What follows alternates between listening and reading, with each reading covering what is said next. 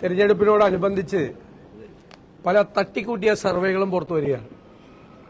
ഈ സർവേകളിൽ ഭൂരിഭാഗവും പെയ്ഡ് സർവേകളാണ്, പൈസ കൊടുത്തിട്ടുണ്ടാക്കിയിരിക്കുന്ന സർവേകളാണ്, ഒരു വിശ്വാസ്യതയില്ലാത്ത സർവേകളാണ്. ഈ സർവേകളിലൊന്നും ഒരു കാര്യമില്ല. ഇത് പലതും നമുക്കറിയാം, തട്ടിക്കൂട്ടിയ സർവേകളാണ്. യഥാർത്ഥത്തിലുള്ള ജനവികാരം പ്രതിഫലിക്കുന്ന സർവേകളല്ല.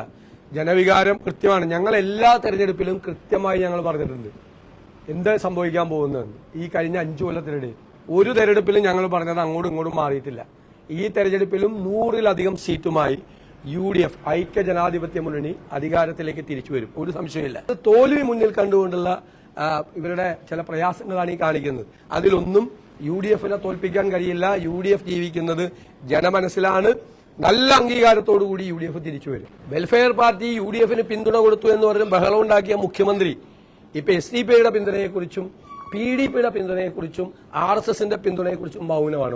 ഒന്നും പറയാനില്ല.